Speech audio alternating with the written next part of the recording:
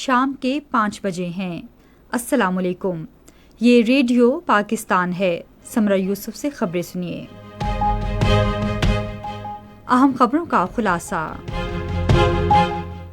وزیر اعظم نے پاکستان اور ملائیشیا کے درمیان دو طرفہ تعلقات کو مزید مستحکم کرنے سے متعلق ملائیشیا کے وزیر اعظم کے ساتھ مکمل اتفاق پر اطمینان کا اظہار کیا ہے۔ وزیر اطلاعات نے کہا ہے کہ اسلام آباد میں شنگھائی تعاون تنظیم کے سربراہ اجلاس کے لیے جامع انتظامات کیے جا رہے ہیں۔ چین کی شمسی پینل بنانے والی ایک کمپنی کراچی میں شمسی پینل بنانے کا کارخانہ لگائے گی۔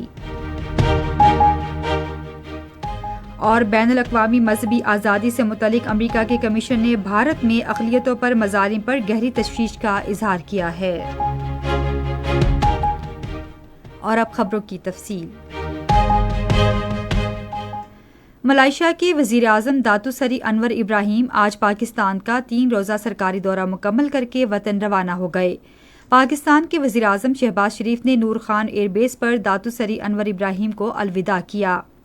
شہباز شریف نے داتو سری انور ابراہیم کے پاکستان کے 3 روزہ دورے کی تصاویر کا البم بھی انہیں پیش کیا۔ داتو سری انور ابراہیم کے دورے کے بارے میں وزیر اعظم شہباز شریف نے کہا کہ پاکستان اور ملائیشیا کے درمیان دیرینہ برادرانہ تعلقات ہیں جو کئی دہائیوں پر مشتمل ہیں۔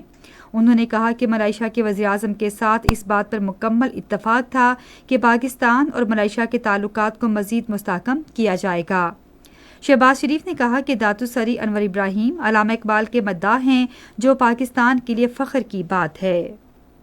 انہوں نے پاکستان کے عوام اور حکومت کے لیے ملائیشیا کے وزیر اعظم کے خیر سگالی کے الفاظ اور نیک تمناؤں پر ان کا شکریہ ادا کیا۔ ملائیشیا کے وزیر اعظم داتو سری انور ابراہیم نے علاقائی امن و استحکام کے لیے مسلح افواج کے کردار کی تعریف کی ہے اور اس کی پیشہ ورانہ مہارتوں اور دہشت گردی کے خلاف جنگ میں قربانیوں کو تسلیم کرتے ہوئے انہیں سراہا ہے۔ پاک فوج کے سربراہ جنرل عاصم منیر سے ملاقات کے دوران انہوں نے دونوں برادر ملکوں کے باہمی تعلقات، خاص طور پر فوجی تعلقات کو بڑھانے کی ضرورت پر زور دیا اور پاک فوج کے سربراہ کو ملائیشیا کے دورے کی دعوت دی۔ سینٹ میں پاکستان مسلم لیگ نون کے پارلیمانی لیڈر عرفان صدیقی نے آج اسلام آباد میں وزیر اعظم شہباز شریف سے ملاقات کی۔ سینیٹر عرفان صدیقی نے وزیر اعظم کو ایوان بالا میں پاکستان مسلم لیگ نون کی پارلیمانی پارٹی کی کارکردگی کے بارے میں آگاہ کیا۔ سیاسی امور پر تبادلہ خیال کے دوران انہوں نے وزیر اعظم کو جمعیت علماء اسلام کے سربراہ مولانا فضل الرحمان سے اپنی حالیہ ملاقات کے بارے میں بھی آگاہ کیا۔ سینیٹر عرفان صدیقی نے اقوام متحدہ کی جنرل اسمبلی میں پاکستان اور امت مسلمہ کا موقف مؤثر انداز میں پیش کرنے پر شہباز شریف کو مبارکباد دی۔ اطلاعات و نشریات کے وفاقی وزیر عطاء اللہ تارڑ نے کہا ہے کہ اسلام آباد میں شنگھائی تعاون تنظیم کے سربراہی اجلاس کی میزبانی کے لیے جامع اقدامات کیے جا رہے ہیں۔ آج اسلام آباد میں ایک نیوز کانفرنس سے خطاب کرتے ہوئے انہوں نے کہا کہ پاکستان کئی دہائیوں کے بعد ایسے بڑے ایونٹ کی سربراہی کر رہا ہے جو ملک کے لیے اعزاز کی بات ہے۔ عطاء اللہ تارڑ نے کہا کہ اجلاس میں رکن ممالک کے سربراہان حکومت شرکت کریں گے۔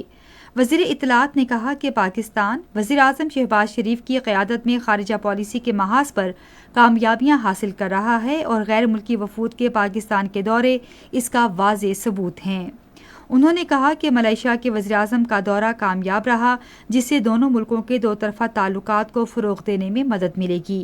عطاء اللہ تارڑ نے کہا کہ سعودی عرب کا اعلیٰ سطح کا وفد بھی آئندہ چند روز میں پاکستان کا دورہ کرے گا۔ معاشی اشاریوں میں بہتری کا حوالہ دیتے ہوئے وزیر اطلاعات نے کہا کہ عالمی ادارے اور رہنما بھی اس حقیقت کو تسلیم کر رہے ہیں اور اپوزیشن کو بھی چاہیے کہ وہ اسے تسلیم کرے۔ انہوں نے کہا کہ عام آدمی کی زندگی کو بہتر بنانا حکومت کی اولین ترجیح ہے۔ خصوصی سرمایہ کاری سہولت کونسل کی کوششوں کی وجہ سے چینی سرمایہ کار پاکستان میں سرمایہ کاری میں گہری دلچسپی کا اظہار کر رہے ہیں۔ چینی صنعتوں کی پاکستان منتقلی کے ایک جامع روڈ میپ کے تحت چین کی کمپنیوں کے ساتھ شراکت داری قائم کی جائے گی تاکہ چین کی ٹیکسٹائل، پلاسٹک، چمڑے، طبی، جراحی آلات، قابل تجدید توانائی کی صنعتوں کو پاکستان منتقل کیا جا سکے۔ چین کی ایک سولر پینل بنانے والی کمپنی پورٹ قاسم کراچی میں سولر پینل اسمبلنگ کی سہولت فراہم کرے گی۔ شامین، Sino park international investment company نے خیبر پختونخوا میں الیکٹرک بائکس، اسکوٹرز اور ٹرائسیکلز فیکٹری کے قیام میں دلچسپی کا اظہار کیا ہے، جس سے مقامی عوامی ٹرانسپورٹ میں جدت آئے گی۔ امریکہ کے مذہبی آزادی کے بین الاقوامی کمیشن نے اپنی تازہ رپورٹ میں بھارت میں اقلیتوں پر مظالم پر گہری تشویش کا اظہار کیا ہے۔ کمیشن نے بی جے پی حکومت کی اقلیتوں کے خلاف متعصبانہ پالیسیوں کو اجاگر کیا، جس سے مذہبی منافرت میں اضافہ ہوا ہے۔ رپورٹ میں کہا گیا ہے کہ مودی حکومت ملک میں نسل پرستانہ تشدد روکنے میں ناکام رہی ہے اور اقلیتوں کو ان کے ووٹ کے حق سے محروم کر دیا گیا ہے۔ رپورٹ میں کہا گیا ہے کہ بھارت میں گزشتہ برسوں میں مسلمانوں کو تشدد کر کے شہید کرنے اور مساجد گرانے کے واقعات ہوئے ہیں۔ اسی کے ساتھ خبریں ختم ہوئیں۔ مزید خبروں تجزیوں کے لیے آئی ہماری ویب سائٹ radio.gov.pk پر، اور آپ فیس بک کے link radio Pakistan news official پر براہ راست ویڈیو اسٹریمنگ بھی ملاحظہ کر سکتے ہیں۔